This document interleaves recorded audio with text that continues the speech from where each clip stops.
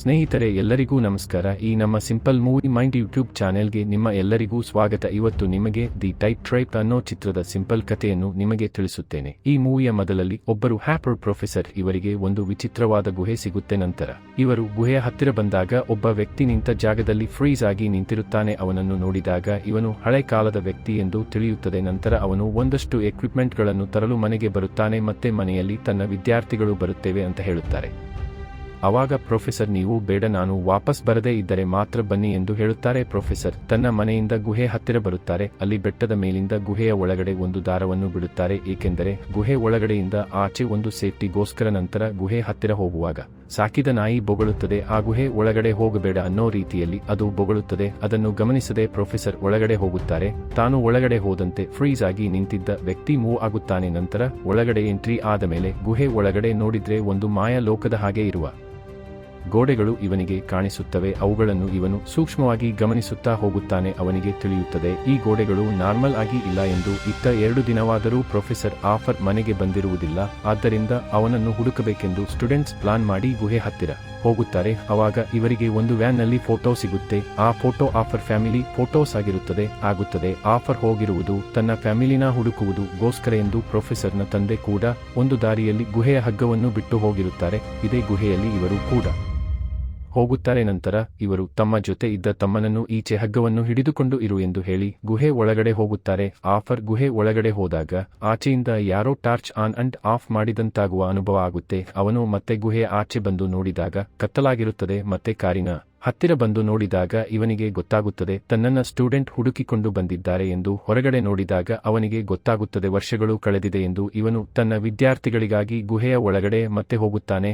ಒಳಗಡೆ ಹೋದ ನಂತರ ಒಂದು ಲೈಟ್ ಎಸೆಯುತ್ತಾನೆ. ಅದು ಅಲ್ಲಿ ತೇಲುತ್ತಿರುತ್ತದೆ. ಇನ್ನೊಂದು ಕಡೆಯಿಂದ ಆಫರ್ನ ಸ್ಟೂಡೆಂಟ್ ಆಫರ್ಗಾಗಿ ಹುಡುಕುತ್ತಿರುತ್ತಾರೆ. ಅಲ್ಲಿ ಅವನ ವಿದ್ಯಾರ್ಥಿಗೆ ಯಾರೋ ಜೋರಾಗಿ ಕಿರುಚುತ್ತಾರೆ. ಇದನ್ನು ಗಮನಿಸಿದ ಆಫರ್ನ ಸ್ಟೂಡೆಂಟ್ಸ್ ಭಯದಿಂದ ಮೇಲೆ ಹೋಗಲು ಪ್ರಯತ್ನಿಸುತ್ತಾರೆ. ದಾರವು ಕಟ್ಟಾಗಿ ಕೆಳಗೆ ಬೀಳುತ್ತಾರೆ. ನಂತರ ತನ್ನ ತಮ್ಮ ಫೋರ್ಬಿ ಆಚೆ ಒಬ್ಬನೇ ಇದ್ದಾನೆ, ಅಲ್ಲಿ ಏನಾಗಿರಬಹುದು ಎಂದು ತುಂಬಾ ಭಯದಿಂದ ವಾಕಿ ಟಾಕಿಯಲ್ಲಿ ಅವನನ್ನು ಕಾಂಟ್ಯಾಕ್ಟ್ ಮಾಡಿದಾಗ ಫೋರ್ಬಿ ಇಂದ ಯಾವುದೇ ಪ್ರತಿಕ್ರಿಯೆ ಬರುವುದಿಲ್ಲ. ನಂತರ ಮೇಲೆ ಏನಾಗಿದೆ ಎಂದು ಇನ್ನಷ್ಟು ಹೆದರುತ್ತಾರೆ ಮತ್ತು ಆ ಜಾಗದ ಬಗ್ಗೆ ಏನೂ ಅರ್ಥವಾಗುತ್ತಿರಲಿಲ್ಲ.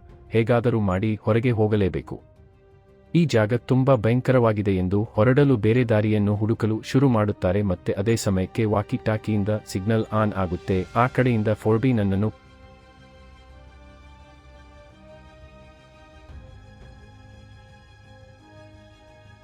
ಮುಂದೆ ಬಂದಾಗ ಫೋರ್ಬಿ ಸತ್ತು ಬಿದ್ದಿರುತ್ತಾನೆ. ಗಾಬರಿಯಿಂದ ಅವನ ಮೊಬೈಲ್ ಅನ್ನು ನೋಡಿದಾಗ ಅವರಿಗೆ ತಿಳಿಯುತ್ತೇನೆ ಫೋರ್ಬಿ 2 ರಿಂದ 3 ದಿನ ಮೇಲೆ ಕಾಯ್ದು ಇರಲು ಆಗದೆ ತಾನು ಕೂಡ ಗುಹೆ ಒಳಗಡೆ ಬರುವಾಗ ದಾರವು ಕಟ್ಟಾಗಿ ಕೆಳಗೆ ಬಿದ್ದು ಸತ್ತಿರುತ್ತಾರೆ. ಮತ್ತು ಅವರಿಗೆ ಇವರ ಪ್ರಕಾರ 1 ರಿಂದ 2 ಗಂಟೆ ಆಗಿರುತ್ತದೆ.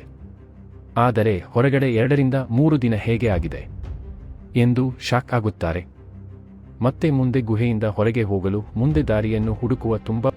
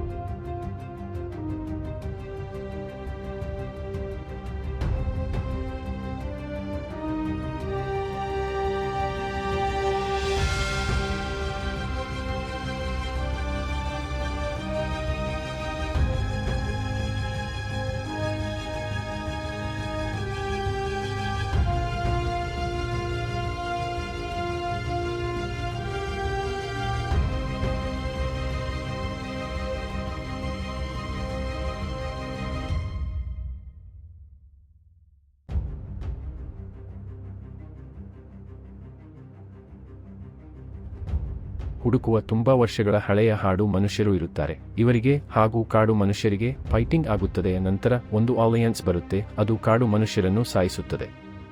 ಇವರು ಕೂಡ ಅದರ ಜೊತೆ ಫೈಟಿಂಗ್ ಮಾಡಲು ಯತ್ನಿಸುತ್ತಾರೆ, ಆದರೆ ಅದು ಇವರನ್ನು ಕಾಪಾಡಲು ಬಂದಿರುತ್ತದೆ. ಒಬ್ಬ ಸ್ಟೂಡೆಂಟ್ನನ್ನು ಕಾಡು ಮನುಷ್ಯರು ಸಾಯಿಸುತ್ತಾರೆ. ಅಲ್ಲಿದ್ದ ಆಲಿಯನ್ಸ್ ನೀರನ್ನು ಸ್ಯಾಂಪಲ್ ಟೆಸ್ಟ್ ಮಾಡಿ ಆ ನೀರಿನ ಒಳಗಡೆ ಸ್ಟೂಡೆಂಟ್ ಅನ್ನು ಹಾಕುತ್ತದೆ ಮತ್ತು ಬದುಕಿಸುತ್ತದೆ. ನಂತರ ಮುಂದೆ ಆಫರ್ ಸಿಗುತ್ತಾರೆ, ಆದರೆ ಅವರನ್ನು ಕಾಡು ಮನುಷ್ಯರು ಸಾಯಿಸಿರುತ್ತಾರೆ.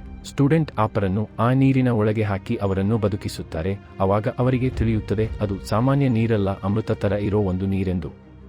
ಅದೇ ನಿನಗೋಸ್ಕರ ಕಾಡು ಮನುಷ್ಯರು ಮತ್ತು ರಾಜರು ಮತ್ತೊಂದು ಕಡೆ ಯುದ್ಧವನ್ನು ಮಾಡುತ್ತಿರುತ್ತಾನೆ. ನಂತರ ಫೋರ್ಬಿ ಕೂಡ ಬದುಕುತ್ತಾನೆ ಅದೇ ನೀರಿನ ಸಹಾಯದಿಂದ. ನಂತರ ಹೊರಗಡೆಯಿಂದ ಏಲಿಯನ್ಸ್ಗಳು ನೀರಿನ ಮುಖಾಂತರ ಹಗ್ಗಗಳನ್ನು ಬಿಟ್ಟು ಅವರೆಲ್ಲರನ್ನು ಹೊರಗೆ ತೆಗೆಯುತ್ತವೆ.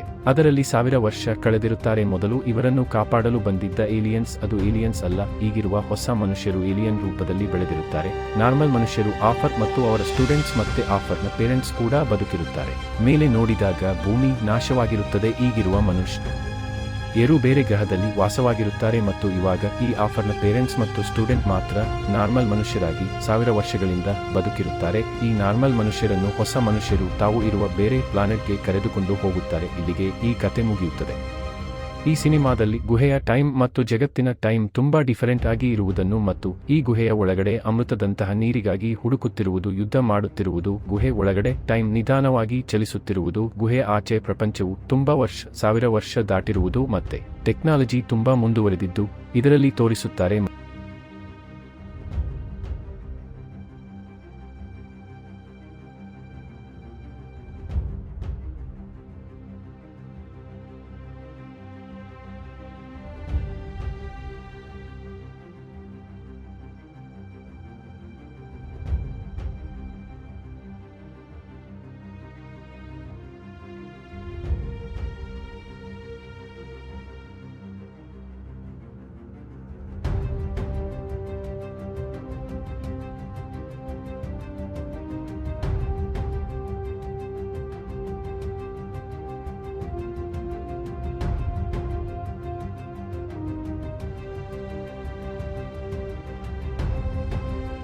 ಮತ್ತೆ ಇಂತಹ ಮೂವಿ ಸಿಂಪಲ್ ಎಕ್ಸ್ಪ್ಲೈನರ್ಗಾಗಿ ನಮ್ಮ ಈ simple movie mind YouTube channel ಅನ್ನು ಸಬ್ಸ್ಕ್ರೈಬ್ ಮಾಡಿ. ಮತ್ತೆ ಮುಂದಿನ ವಿಡಿಯೋದಲ್ಲಿ ಸಿಗೋಣ. ಧನ್ಯವಾದಗಳು.